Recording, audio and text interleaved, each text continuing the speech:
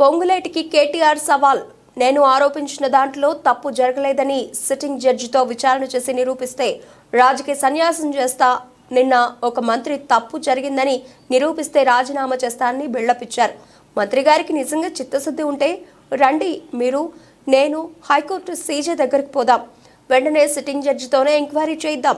Sitting judge గారు కనుక ఇందులో తప్పులు ఏం జరగలేదు అంటే నేను రాజకీయ సన్యాసం చేస్తా.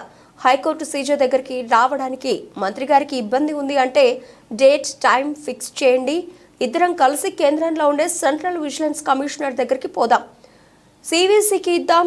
ఒకటే చెప్తున్న మంత్రి గారికి, ముఖ్యమంత్రికి, ఇప్పటికైనా టెండర్లు రద్దు చేయండి. సింగరేణిని ప్రైవేటీకరణ చేయాలనే కుట్రలో భాగంగానే లాభాల్లో వాటా తగ్గించారు. సింగరేణి కార్మికుల ఎమ్మెల్యేలను మంత్రిని కలవండి. 33% వాటా ఎందుకు ఇవ్వడం లేదో నిలదీయండి. కేటీఆర్ నిజంగా మంత్రికి చిత్తశుద్ధి ఉంటే నేను రాజీనామా చేస్తా అని హుంకారాలు చేస్తున్నాను. నేను చూసిన మంత్రి గారు, నేను అడుగుతా ఉన్నా, నిజంగా నీకు చిత్తశుద్ధి ఉంటే నువ్వు రా. మీరు నేను ఇద్దరం కలిసి హైకోర్టు సీజే దగ్గర పోదాం. వెంటనే సిట్టింగ్ జడ్జితోని ఎంక్వైరీని అడుగుదాం.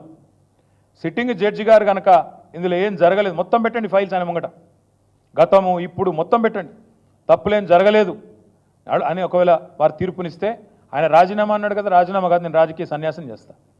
ఇంకొక మాట, మా మంత్రి గారికి ఒకవేళ ఏమైనా ఇబ్బంది ఉంది హైకోర్టు సీజీ దగ్గర రావడం అనుకుంటే ఇద్దరం కలిసి కేంద్రంలో ఉండే సెంట్రల్ విజిలెన్స్ కమిషనర్ ఉంటాడు, ఇద్దరం పోదాం. నెక్స్ట్ వీక్ నేను పోతా, నువ్వు కూడా రా. టైం చెప్పు, డేట్ చెప్పు, ఇద్దరం కలిసిపోదాం. సివిసికి ఇద్దాం. మంత్రి గారికి నేను ముందే చెప్తా ఉన్నా, ఇప్పటికైనా తప్పు సరిదిద్దుకోండి, వెంటనే టెండర్లు రద్దు చేయండి. జరిగింది తప్పు. ముఖ్యమంత్రి కూడా నేను చెప్తా ఉన్నా, జరిగింది తప్పు. 100% ఇది ముమ్మాటికి నీకు తెలుసు, ఇరికిపోయినావు అని తెలుసు. ఆశ్రిత పక్షపాతం లేకుండా, రాగద్వేషాలు లేకుండా నేను నా బంధువులకు, నా కుటుంబానికి సాయం చేయను అని చెప్పి ప్రమాణ స్వీకారం చేసిన ముఖ్యమంత్రి, నీ డిపార్ట్మెంట్లో, నీ కింద ఉండే మున్సిపల్ డిపార్ట్మెంట్లో నీ బావమరిది ఏది 2 కోట్లు లాభం పోయిన సంవత్సరం, అంతకుముందు సంవత్సరం ఆర్జించిన ఒక కంపెనీ, కేవలం 2 crores ప్రాఫిట్ ఉన్న కంపెనీకి 1000 కోట్ల కాంట్రాక్ట్ ఇచ్చి అవినీతి జరగలేదంటే ఎవడన్నా ప్రపంచంలో నమ్ముతాడా? వస్తావా మరి? సివిసి దగ్గరకు వస్తావా? హైకోర్టు సీజే దగ్గరకు వస్తావా? నేను వస్తా. డేట్ చెప్పు, టైం చెప్పు, నువ్వే అపాయింట్మెంట్ తీసుకో. మంత్రి గారికి అంత చిత్తశుద్ధి ఉంటే రా, నేను వస్తా. వాళ్ళ విచారణ మొత్తం ఫైల్స్ పెట్టండి. ఇప్పటికైనా ప్రభుత్వాన్ని నేను డిమాండ్ చేస్తున్నా, సిగ్గు తెచ్చుకోండి. ఇంత బరితెగింపు మంచిది కాదు. మరి మా కార్మిక సోదరులు కూడా గమనించాలని కోరుతా ఉన్నా. ముఖ్యంగా ఈ లాభాల్లో వాటా తగ్గించే పని ఏదైతే ఉన్నదో ఇది ఒక కుట్రగా, తప్పకుండా సింగరేణిని ప్రైవేటీకరించే కుట్రగా, మీ భాగస్వామ్యాన్ని తగ్గించే కుట్రగా, మీ ఆత్మస్థైర్యాన్ని దెబ్బతీసే కుట్రగా సింగరేణి కార్మికులు గుర్తించాలని చెప్పి కూడా నేను కోరుతా ఉన్నా.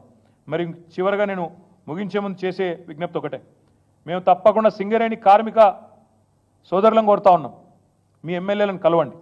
మీరే గెలిపించారు కాంగ్రెస్ ఎమ్మెల్యేలని, ఇంటికి పోండి, కలవండి, అడగండి.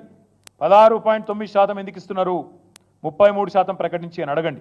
ముఖ్యమంత్రి గారి దగ్గర పంపండి 13 మంది ఎమ్మెల్యేలని, ఎందుకు మీరు మాట్లాడట్లేదని అడగండి. భూపాలపల్లి ఎమ్మెల్యే, కొత్తగూడెం ఎమ్మెల్యే, అదేవిధంగా మిగతా చెన్నూరు, బెల్లంపల్లి, మంచిర్యాల, రామగుండం మంత్రిని ప్రాతినిధ్యం వహిస్తున్న మంత్రి గారు అందరూ కూడా తప్పకుండా స్పందించాలని చెప్పి నేను డిమాండ్ చేస్తా ఉన్నా.